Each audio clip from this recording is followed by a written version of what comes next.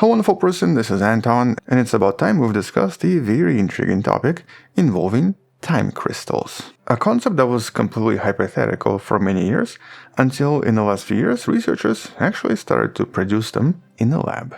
And while in early 2026, researchers actually had some other breakthroughs, including what you're seeing in this picture, a time crystal you can literally touch, hold, and interact with, along with another time crystal invention that could now be physically used in some of the technologies. And so in this video we're going to discuss what these time crystals are, why they potentially have a lot of use in future technologies, but we're going to start with how all of this began and why nobody actually knew they existed until 2012. And so here we have to start with a kind of a major shift in how we understand the physics of time and matter. And that's because for an extremely long time the word crystal was usually a word defining a certain physical pattern, normally involving atoms repeating in space, creating specific structures such as checkboards, but in 3 dimensions, with I guess the most common example being something like the crystal of water that of course creates ice. But in just the last few months, especially in 2026,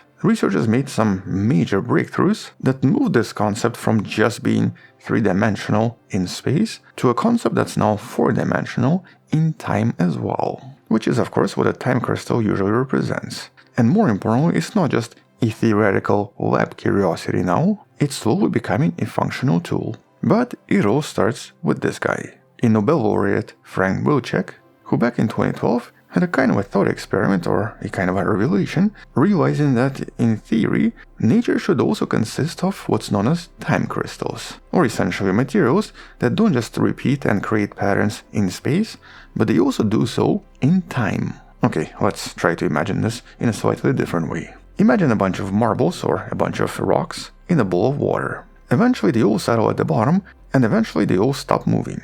These marbles have now reached their ground state, or basically the lowest energy state possible. But if you want to move them again, or if you want to basically have them produce any motion, you have to add energy.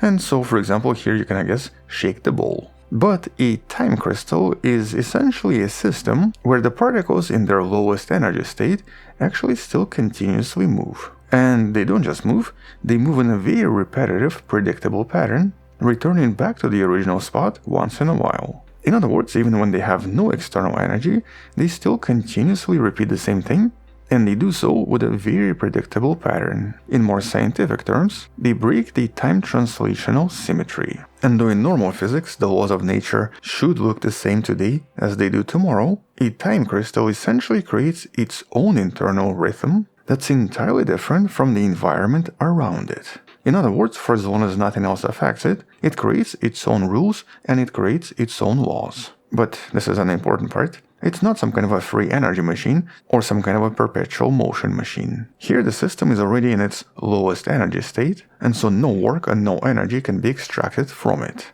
Instead, it just keeps ticking even without any energy. Or at least that's what Frank Wilczek proposed and what he believed we will eventually find. But at first, not everyone thought they could exist, and was actually quite a lot of skepticism. As a matter of fact, some scientists argue that it should be impossible, because they do resemble these perpetual motion machines, with researchers believing that they should not exist in a thermal equilibrium and would only exist in very special conditions. But in 2016, there was a major breakthrough. Researchers realized that time crystals could exist in special systems where there is some kind of a push.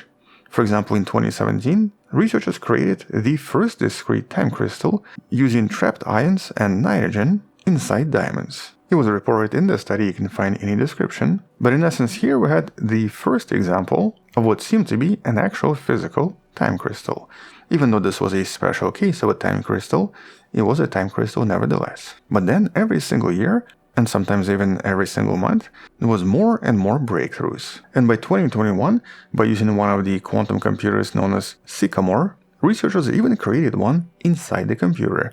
In this case, this was actually created by using 20 qubits, and they were able to create something that was relatively stable and functioned just as predicted.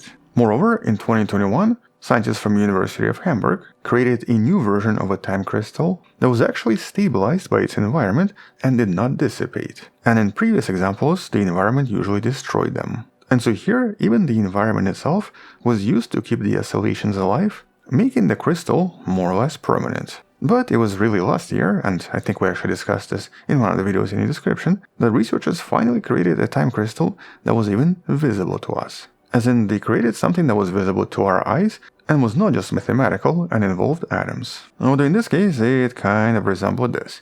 Now this was a time crystal phenomenon, but it was not an actual physical object you could touch. Once again, you can learn about this in one of the videos in the description. But now in 2026, less than a year later, we actually have a physical time crystal that you can touch and I guess technically can even interact with and play with. And that's what you're looking at right here. So this was from February of 2026 and is based on this study from New York University, where researchers created the classical time crystal using acoustic levitator. And it's actually a surprisingly simple creation. It essentially just involves styrofoam beads. And in this case, these beads are suspended in mid-air using a very specific cushion created by acoustic waves or sound. Or to be more specific, an acoustic standing wave. And that's literally what you're seeing here. These are styrofoam balls levitating because of the acoustic wave. But here it is actually kind of exciting and kind of strange. First, it seems to defy Newton's third law. Now in school we're all taught that for every action there's an equal and opposite reaction. But because a lot of these beads are slightly different in size, they seem to scatter sound differently. And the larger beads in this case push the smaller beads harder than the small beads that push them back. And this seems to happen because a lot of the waves carry away the momentum, causing the particles to recoil in a slightly different way. And so yeah, it's not really violating any physical laws, but it does appear that way. And here this unbalanced force is actually referred to as non-reciprocal interaction. And because these forces are never balanced, a lot of these beads spontaneously start to dance and to oscillate in a somewhat repeating rhythm. Unfortunately, I couldn't really find any videos of this, but because this is so fast, you will be basically invisible to our eyes. And so here there's a kind of an immersion rhythm. Because the speakers provide a constant sound wave, here the tick of this unusual time crystal seems to emerge naturally from the interaction of these slightly different beads. And in this case, it then starts to create this very repetitive pattern that seems to be unique to each of the beads. And here this directly shows us that time crystalline behavior is not just subatomic and does not just involve super cold conditions or quantum conditions. It seems to actually even become fundamental for physical particles or for objects we can interact with if you can create just the right environment. And so this is definitely one of the strangest and possibly one of the easiest to create time crystals that I think technically can even be created in some kind of a high school lab as a very simple demonstration. But when it comes to practical use, right now I don't think there's really any.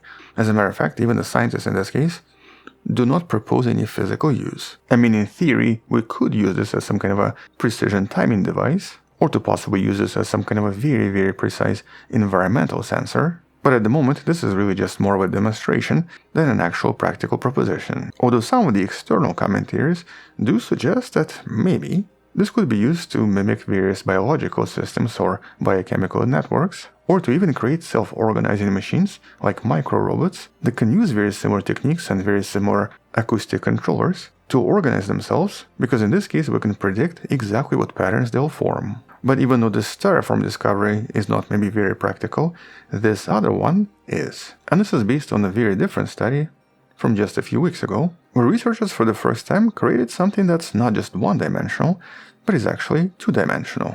And specifically by using the IBM Heron R2 processor, they successfully created a two-dimensional discrete time crystal. This is one of the latest IBM quantum processors that allowed them to create something that was previously believed to be way too complex. And here this is important for several reasons.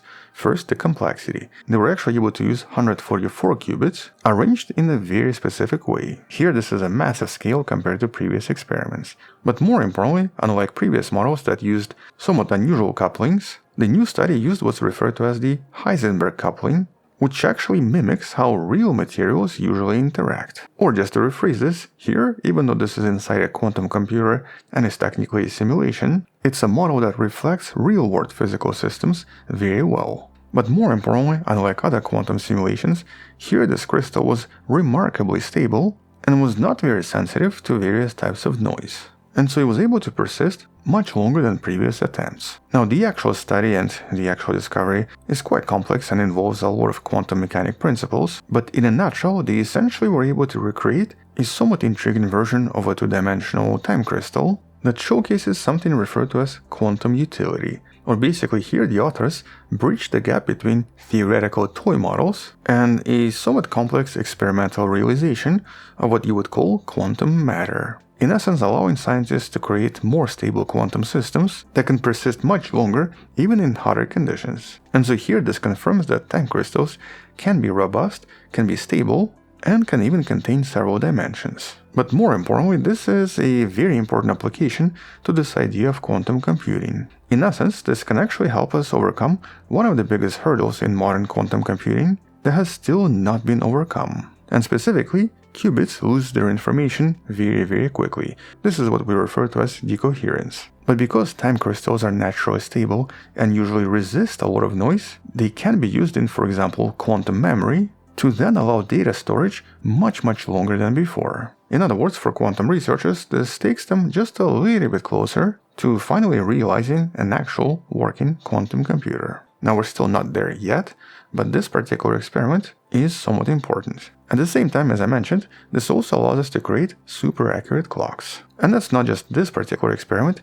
Any time crystal, if we can create one that's very stable and that can function for a long time, can allow us to create the next generation of atomic clocks, where these very precise oscillations will allow us to keep track of time much better than before. And if you're not sure why this is important, check out one of the previous videos about timekeeping, because our entire society today depends on the precision of clocks. We're talking about things like GPS, things like modern internet, and pretty much everything around us. Everything depends on these super accurate clocks. At the same time, because of these patterns and because of the predictability of these time crystals, we can also use them to boost signals.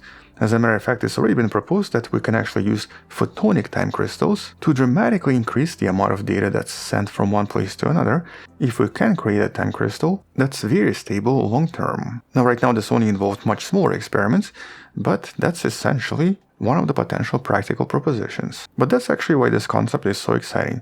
At the moment, this went from just being a theory and a thought experiment into an actual physical experiment in just 14 years. But just like some other concepts, we're still not entirely sure how this could be used. It's just scientists know that this is definitely something somewhat exciting, because in many cases, it literally does its own thing and ignores the environment around it. So once again, here we have a material that oscillates with its own pattern, regardless of what happens outside, which basically now allows us to, I guess, in some sense, crystallize time itself. And yeah, that's actually something that you would expect from science fiction. And so we're now moving away from just observing nature to building new phases of matter that don't even exist in the natural world and behave in an entirely different way from anything else. Which means that this is a pretty exciting time for a lot of quantum physics and a lot of theoretical physics as well. But until future discoveries about time crystals, that's pretty much all I wanted to mention. Thank you for watching, subscribe, come back tomorrow to learn something else, support this channel on Patreon where you can find additional videos without any ads and can DM me directly, or by joining a channel membership that grants you early access. You can also support this channel by buying the Wonderful Person t-shirt in the description below. Stay wonderful, I'll see you tomorrow, and as always, bye bye.